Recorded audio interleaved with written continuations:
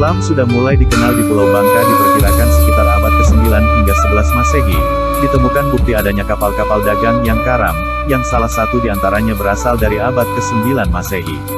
Kapal dagang tersebut berasal dari Arab dengan muatan barang-barang atau benda-benda yang terbuat dari keramik, emas, perak maupun perunggu. Dari bukti tersebut dapat diketahui bahwa perairan Bangka Belitung di masa lalu telah menjadi rute penting para pedagang Arab, yang notabene pada saat itu sudah menganut Islam. Dan diketahui adanya bukti tertulis kedatangan Islam di dunia Melayu Sumatera, berupa cap jimat ditemukan di situs Lobu Tua, Barus, Sumatera Utara, yang merupakan cap jimat Islam kuno pertama yang ditemukan di Indonesia. Dengan masa okupasi antara abad ke-9 sampai akhir abad ke-11 Masehi, maka dapat diperkirakan bahwa Islam sudah mulai dikenal di lingkungan komunitas Melayu, dan Islam telah hadir di Kepulauan Bangka sekitar abad ke-9 hingga 11 Masehi. Berdasarkan bukti arkeologi dan sumber berita Arab dan Cina, dapat diperkirakan sejak abad ke-9 Pulau Bangka sudah bersentuhan dengan Islam, namun pada saat itu Islam belum masuk dan dianut oleh masyarakatnya.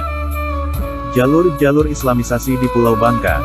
Perkembangan dan penyebaran Islam di Pulau Bangka pada masa Kesultanan Johor abad 16, masa Kesultanan Minangkabau abad 16, masa Kesultanan Banten abad 17, masa Kesultanan Palembang dari abad 17 sampai abad 19, dan masa Ulama Banjar, Kalimantan Selatan, abad 19. Perkembangan dan penyebaran Islam di Pulau Bangka pada masa Kesultanan Johor abad 16. Sekitar abad 16, Bangka telah menjadi tempat persinggahan kapal-kapal yang berlayar dari Malaka ke Jawa dan daerah lain.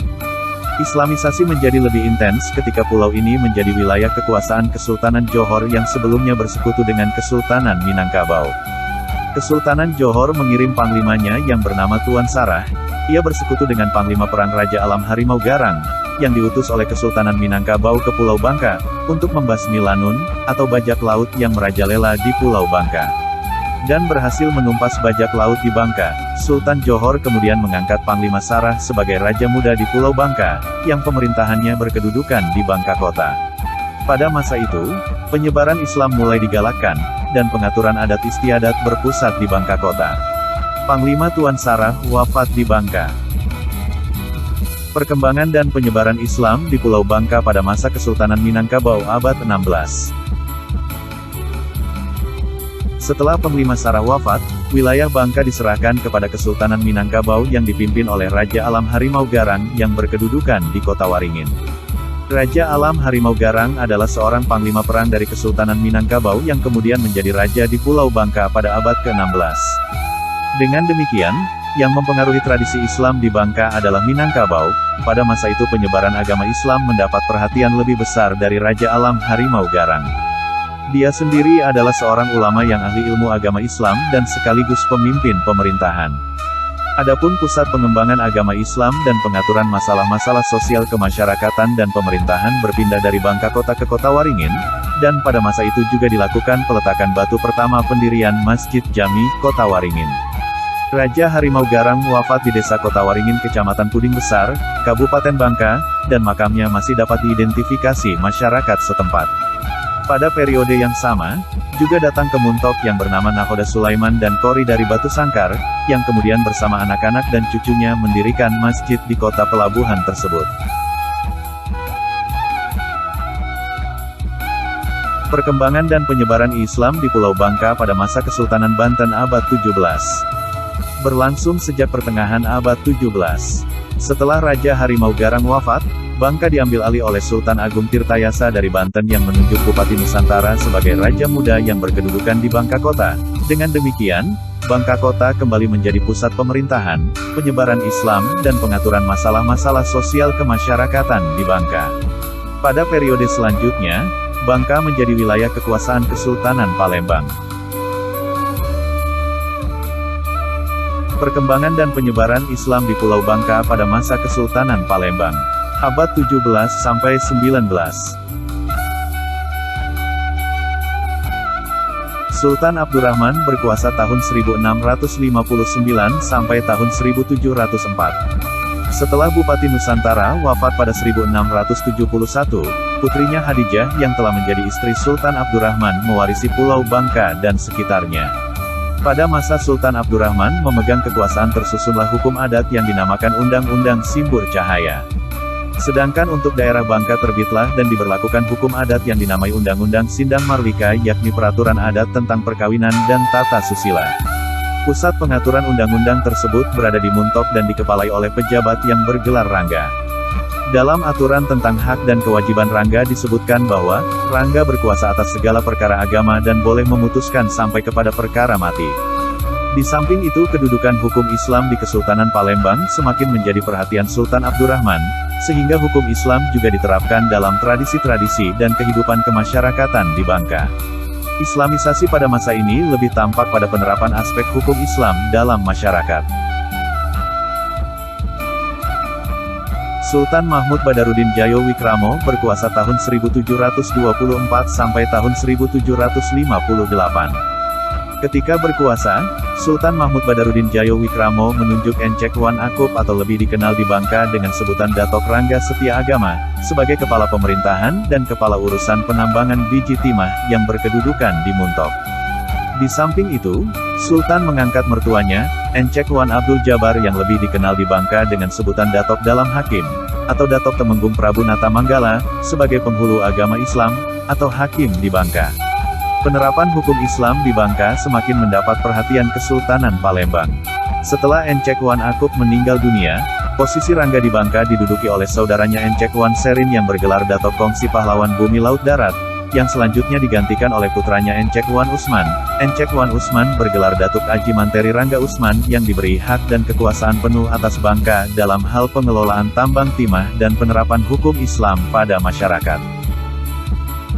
Sultan Ahmad Najamuddin berkuasa tahun 1758 sampai tahun 1776.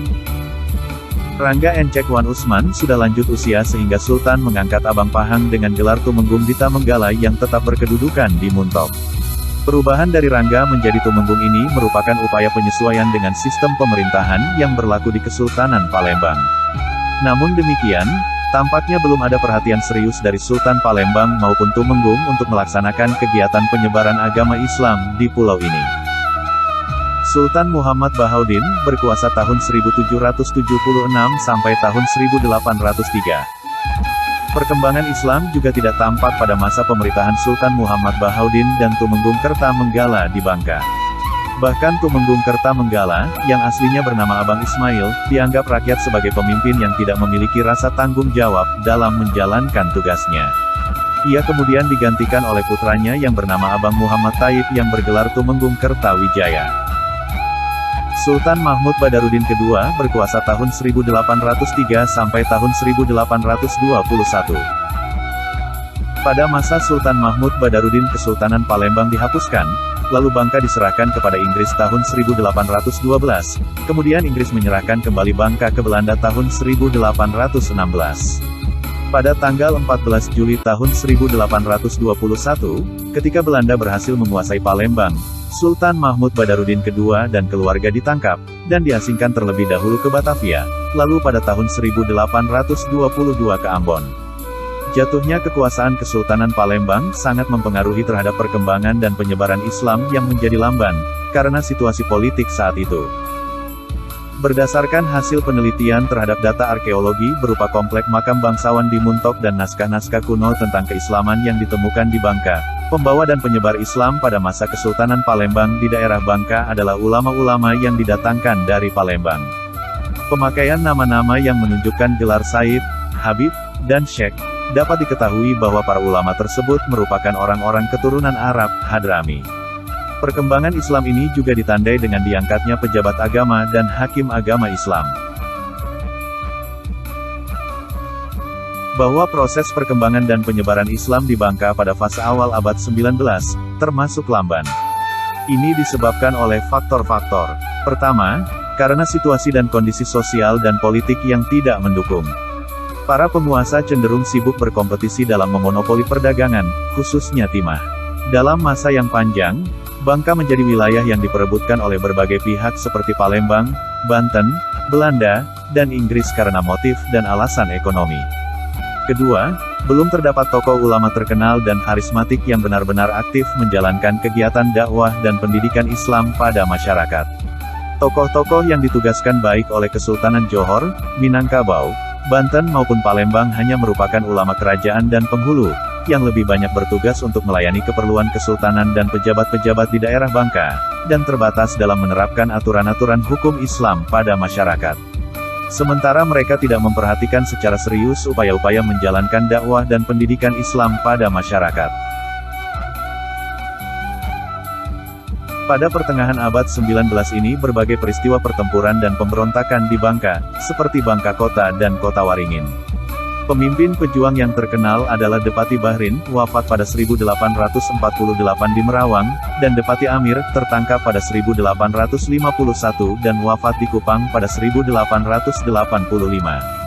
Dicatat dalam sejarah perjuangan masyarakat Bangka ini adalah besarnya keterlibatan para tokoh agama Islam.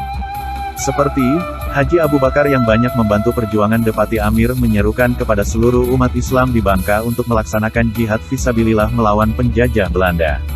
Ini menunjukkan bahwa Islam sudah menjadi kekuatan politik bagi masyarakat Bangka yang menyebabkan seluruh rakyat Bangka ikut berjuang bersama Depati Amir.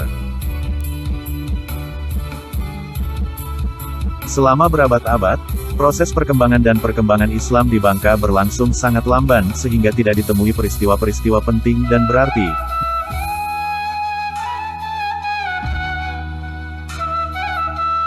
Perkembangan dan penyebaran Islam pada masa ulama Banjar, Kalimantan Selatan, abad 19.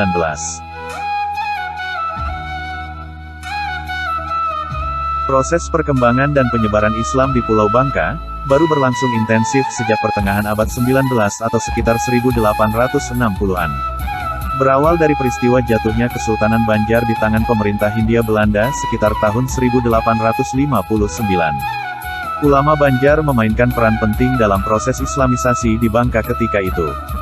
Namun, ini juga berkaitan dengan eratnya hubungan Nusantara dengan Timur Tengah yang ditandai dengan peningkatan jumlah orang naik haji dan perkembangan institusi pendidikan Islam di Nusantara.